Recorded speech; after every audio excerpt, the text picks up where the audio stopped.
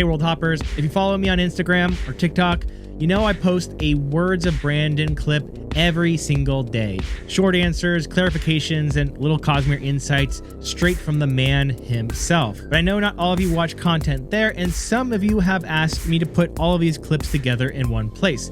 So this video is a curated collection of around 30 of my favorite Words of Brandon, handpicked over the past few years, that sparked the most interest, questions, and discussion. So sit back and relax, post your thoughts, ideas, and questions about these Words of Brandon to comments, and enjoy. Does Shardplate provide protection against emotional allomancy? Yes.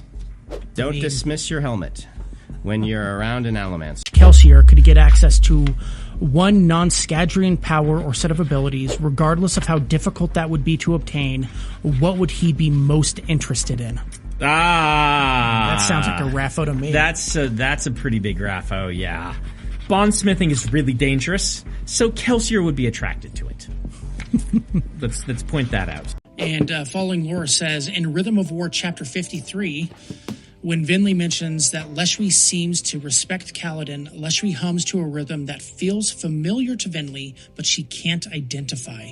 What was that rhythm, and why did Vinley's powers fail to identify? So this is at the point where Vinley is not quite aware that of the old, so both of them, what's going on with them is there are rhythms of Roshar and there are rhythms of Odium. Mm-hmm. And what's going on is Venli sometimes, when you become a Regal, you have all the rhythms of Roshar overwritten with the rhythms of Odium, and you can no longer use the kind of pure rhythms of Roshar. And what's going on here is that is Venli used to know all of those rhythms by heart, and they've been stolen from her. And Leshwi is humming to one of those instead. Not intentionally, kind of accidentally, because again, they've been stolen from Leshwi as well. And this just is an indication, and you'll see them all around, that sometimes they'll use the wrong rhythms, or the rhythms they're not supposed to be able to use, and things like that. So, considering that Mistborn Era 2 is 4 books, yes, and Secret History is canonically in Era 1, yes, have you considered adding either novel or a Secret History to each era to total 16 books? I get this on occasion. The other option is doing the Cyberpunk series in between, which I would love. eras 3 and 4, basically turning it into 5 eras, which also would get us to 16 books. It seems like a pretty good idea to go to 16 books, but I don't know if we should count Secret History as one of those or not. I would like to get to 16 books, but I have a lot on my plate. If a Kandra with a crystal true body made their way to Roshar, could they use their crystal bones like a gem heart? Yes, they could. What a great question. That is an excellent question. Why do Radiants have 2 surges compared to the fused 1? Is it because they have 2 shards instead of just 1? If this is true, then would a Radiant spren corrupted have 3? Good questions, Raffo. But that's a smart questions. Would it be an advantage to have Dandruff as an awakener? Yes. Is that a regretful yes? Yeah, I mean, it's not a very big advantage. Okay. But I suppose being able to easily, yeah, sure. I don't think it's an appreciable advantage. Okay. In a battle versus a Feruchemist and a Windrunner, if the Feruchemist were lashed directly upward, would increasing his weight cancel that lashing out? All right, so what? You're getting into the weird stuff. Good for you. The way that lashings work are by rewriting your body's interaction with gravity, right? Mm-hmm. That's very weird. It's very, very weird. But the way that feruchemy works, it is kind of the same way. So part of me wants to say you would fall upward faster, right? But that's not how gravity works, so that wouldn't happen, right? But would it counteract the lashing? I think that the lashing would incorporate it and nothing would change, I think is what's going to happen. So your lashing then probably runs out faster. We know that you've talked about how Hoid would never want to go near Nightblood. If he were to be in proximity to Nightblood, would he be like force pushed away? No, Or he just wouldn't want to touch him? He would not want to touch him. The thing about Nightblood is, Hoid's one of the few that knows exactly how dangerous this thing is, right? And beyond that, like, Hoid depends so much on the memories that he has in his breasts and things like that. And that would be one of the first things that we get sucked out by Nightblood. So if he were to touch Nightblood, he might lose centuries, right? And this is a big deal to Hoid. And so, yes, he could theoretically pick up Nightblood. It would just be a lot more disastrous more quickly for him than it probably would be for others. Why didn't Odium take the investiture away from the fuse that rebelled against him at the end of Rhythm of War? At the end of Oathbringer, Odium tells one fused that questioned him that he could take, quote-unquote, that which gave the fused life. So why didn't he do that to Leshwi and the others? So, this is actually an excellent question. Odium, in his previous incarnation, we'll see how he acts now. Part of the driving force of Odium is this kind of belief, mistaken or otherwise, that Odium represents all emotion and strength of emotion and basically the passions in lore. Rebelling against him in the way that they did is actually in line with Odium's personal directives. The vessel may not like it. In fact, the power may not like it. But at the same time, there's a part of both of them that acknowledges this is what they set in motion, and this is an appropriate use of the sort of agency of the agents they chose. And so unilaterally destroying those who turn against them is actually not an Odium thing. It's more an honor thing than it would be an Odium thing. It's just not in line with how Odium acts or thinks, even though it's possible and they're threatened. And that's not saying Odium wouldn't do it, but, you know, acting like honor is not something that Odium would necessarily want to do. You've mentioned in Scadrial, the future, there's going to be the Sleepless. Have we seen any Sleepless so far? And if so, is Sir Squeakins, the rat Wayne traded to Hoid, a Sleepless? Is Sir Squeakins a Sleepless? I'm going to raffo that for you. It's mostly a for fun raffo. Don't read too much into that one. But you have seen Sleepless around. Yes. All right, quick pause. Just want to let you know, if you're interested at all in those mini book magnet replicas that I make for all of the Cosmere books, well, you can finally get some yourselves, which you can, of course, display, collect, or give as a gift. They're available by series, so you can get Stormlight, Mistborn Era 1 or 2, or even the full Cosmere collection. They're just a fun way to show your love for the books, and I've put the link below if you want to check them out. All right, back to Words of Brandon. Could you use Aondor to manipulate Big C connection? And if so, would a real Aondor smarty be able to do something similar to a bondsmith? Okay, so the short answer to your questions is yes. Let me give some explanations. So even when you're seeing some things happen in a launcher itself, you are seeing them manipulate connection, right? It is mostly reinforcing connection, but it is in a way manipulation. Rewriting connection, rewriting identity are both things that they can do. And so with enough power, with enough smartiness, what a bondsmith can do can be done. In fact, we have seen short-range else calling done by them. Obviously, else calling is not a bondsmith thing, but you know that a bondsmith powered a big else calling. Like, one of the big things you've seen a bondsmith do is, as I said, get people between planets, and you have seen people use Aondor to else call. You've seen them lightweave. You've seen them do a lot of these things. They also could do some of this same stuff. Basically, rule of thumb is almost anything in the Cosmere that is possible can be replicated with Aondor with the right program. But you may need an injection of investiture in certain ways. Could Hion lines be weaponized? If yes, in what ways? There are many ways you could weaponize Hion lines. I think there are too many ways for me to say all of them, but the mere fact that you can pull heat out or put heat in using interactions with Hion lines means that you've got all sorts of possibilities. Anytime you've got kind of raw power that you can use in such a way, I mean, you can do all kinds of stuff with that. I guess the question they're asking is, can you weaponize the lines themselves rather than weaponize, like, obviously you could make the Hion lines trigger artillery, right? Or things like that. It's probably not what they're asking. They're probably asking, can you use them themselves as weapons? Right now, the Hion lines are too slow to grow to use in kind of a traditional action-oriented magic system. So there you are. Frost seems particularly worried about Hoid getting the Lerasium. Is this because he knows something about Allomancy that it would be dangerous for Hoid specifically to have, or because he's worried about Lerasium, Allomancy in general, or something else? I mean, it's a combination of both, right? He is worried about what his old friend is capable of doing.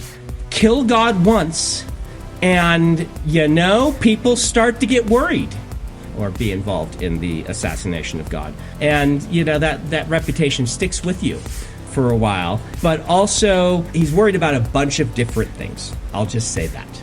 You mentioned two of them that are pretty good worries. He has others as well. Why do cryptics have such a bad rap among other spren? The contrast between what spren think about cryptics compared to how they come off to the reader is hilarious. There are these utterly guileless beings who never try to fight anyone or conquer anything in Shadesmar, and who literally can't lie without audibly buzzing, and yet other spren talk about them as if they're Machiavellian geniuses bent on dominating everyone else. I love that you picked up on this. There's a couple things going on here. One is, the cryptics are just kind of their own weird little club. I mean, all of the various different spren are, to an extent, but the cryptics are one of those that are extra. That word, extra. I had to cut a scene that was very fun that would explain some of this, but you get a bit of it. I reuse some of the same concepts in Rhythm of War. When Shallan is around a lot of them, they can get to be a bit much, and because they will start talking in numbers and in mathematical formulas, they often seem like they're planning something.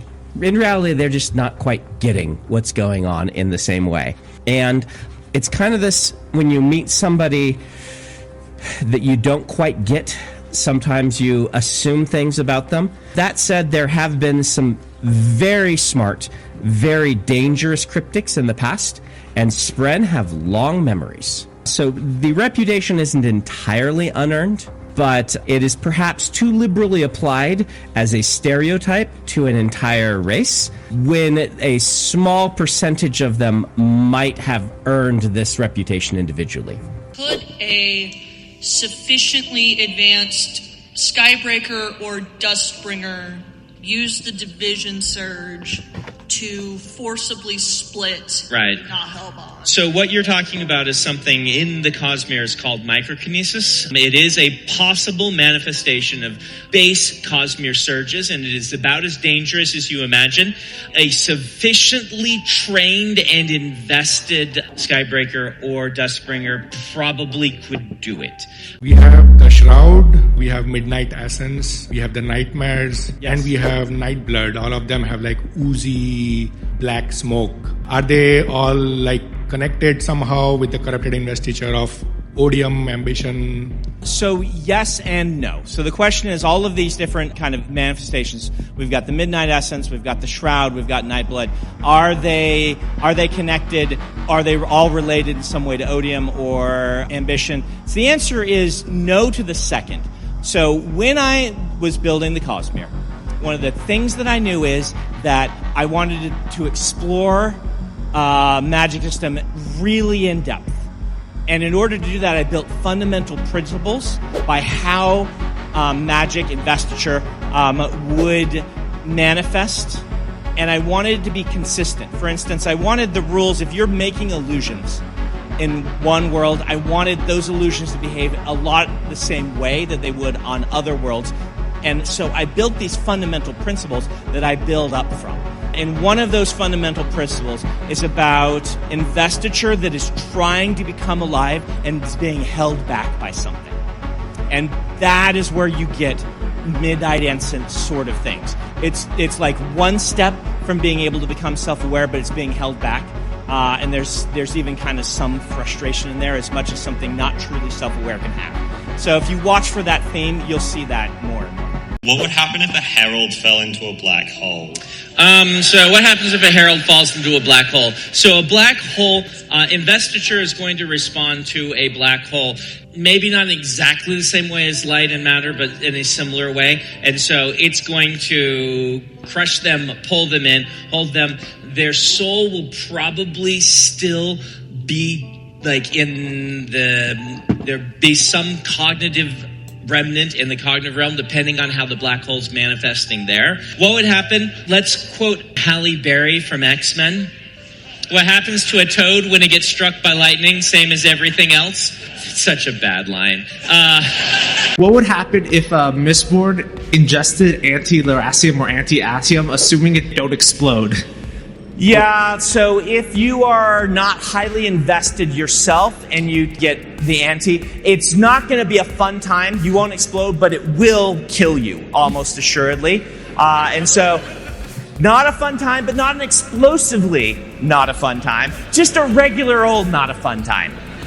Maybe a little bit like pouring molten metal down your throat. Does everyone have breath, or just people on Nalthis? That is an excellent question. So everyone doesn't have breath. People on Nalthis have an extra bit of investiture given to them that forms the breath. When the breath leaves, it takes a little bit extra with it also. So a drab, an average person going to Nalthis isn't quite a drab, but they would be considered a drab by them. Drab has lost something a little extra. Who in the Cosmere could beat Taln in a fight back when he was in his prime? Back when he was in his prime, who in the Cosmere can beat Taln in a fight?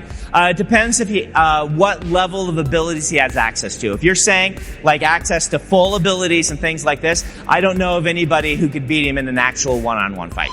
Given that Kandra can replicate human organs, is it possible for a human and a Kandra to have a child? And if so, would that child be purely human or some kind of combination? That's a yes, and it would be some kind of combination. What are the 4 Dawnshard? Rappo, good question. They are the weapon used to shatter it in Atium.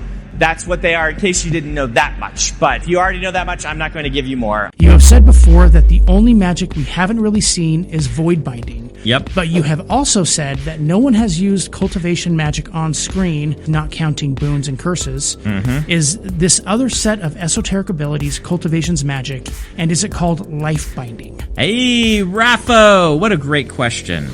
What an excellent question. Remember that when I originally conceived the Stormlight Archive, I was thinking of 30 magic systems. Oh, wow. And I decided that was instead 3 groups of 10, and I wasn't going to call it 30 magic systems. So, anyway, who knows? Who knows? Raffo! Is there any specific thing in that book that you would change if you had had a little more time? The problem is time wouldn't really do it, right? Mm-hmm. Revision for me works best when I have feedback. There are a few things I would revise if I could magically have. Like, for instance, I think that the Blackthorn Reborn would be better as something that appears in Book 6 as a mystery, with the same foreshadowing for what happened here, where you pick up Book 6 and you're like, wait, Dalinar died. What is this Blackthorn thing? Knowing the feedback, I probably would have taken another pass at some of the modern language. I know that's bothering people. Just some of the things like dating instead. I didn't think it was any when I wrote it, and getting the initial feedback any more so than normal for me. But I bet unconsciously my language has been drifting more modern because of writing Skyward and some of the future Cosmere stuff like Sunlit Man. And because that, I've been drifting more modern kind of unconsciously. Is there anything else I would advise? I might have brought out a little bit more of Yasna's trauma in her sequence. I just don't want to get into that too much because I need it for the back 5. And once again, if I do too much early on, then it ruins story arcs for later on. And so I've been, you can tell, very delicate with talking about Yasna's trauma and who she is and her flashback sequence, because if I talk too much about it, then we have a Venli problem where we get to the book where the flashback sequence and you already know all the stuff. And so the flashbacks just aren't as interesting. But I might have brought out the trauma a little bit more because that really helps explain what's going on with Yasna. So yeah, there's 3 for you. At the end of the Lost Metal, we learned that Marsh will be using Atium from the Et Metal experiments to stay alive going forward. Yes. However, Peter recently revealed, and you confirmed, that the Atium in Era 1, which stored youth, was actually a mix of Atium and Electrum. Yes. How will this continue to work to keep him young? I will apologize for this. This is a post-Era 1 retcon where I realized I need all the god metals to do different things. And this is just one of the aspects that comes down. So for those who don't know what's going on. So I get done with Era 1. I start really working on the nature of metals in the Cosmere. I'm like, Atium should be burnable by anybody. It's a god metal. The way that god metals work and things like this is not in line with how I've made Atium. So I'm like, all right, what they call Atium has to have trace elements of something else. And then there's a purer form of Atium that would be the true pure god metal. That's one of those unfortunate retcons when you're just doing all this continuity and things like that. And it works just fine in the books, right? Because the way that Atium's being made is a pretty complicated little process there in the pits of Hathsin. So the question is the right question. Sazed is going to get out of this pure Atium, which he is going to need to tweak before he gives it to Marsh. Whether Marsh knows he's getting a tweaked version or not is subject to your own interpretation. If all the good boys and girls on Roshar believe in Santa Claus, yes, what would the resulting spren be like? How intelligent would it be? What would it look like, and how would it manifest? Okay, you are asking, actually, it sounds silly, but a really good question. Because this kind of digs into the nature of the Cosmere. So, couple things you have to keep in mind. Once something like this starts to become self-aware in the Cosmere, it gains volition, right? And so, you would probably start, if everyone believed in the same Santa Claus, it would start to manifest a spren that is going to act like Santa Claus, right? But that acting exactly like Santa Claus is not going to last terribly long by the scale of spren. It might last for a couple generations of humans, right? But that thing is going to become self-aware, it's going to see itself, and it's going to take some of the mandates that it is given by the people thinking about it as part of like its creation and its mandates to exist, but it's going to learn how to decide how to interpret them. And so you're going to end up with a Santa Claus that is a little more spren-like, and a little bit, it's going to depend, like, since it's on Roshar, it's going to have some honor and some cultivation to it, and how that kind of imagine that as its genetics, right? And imagine how people perceive it as its nurture. So it's nature, it's nurture, and then it has its own volition. We don't talk about that as much. And those 3 things are going to create something that's not exactly like you're imagining, but it'll have those roots. Yeah, what a cool question. We know that you've said before that in the second arc of Stormlight that you are going to give us a little bit more about some of the other orders. Yes. Do you have specifics on which ones of those we'll see a little more of? You're definitely going to see the Dustbringers a decent amount. They're one of the ones that I've just kind of stayed away from on purpose. So you're going to get some decent amount of Dustbringer. But everybody that we haven't done a lot on, I want to dig into some more. That's the one that's on the forefront of my mind. Is making the Dustbringers work and interesting for people. So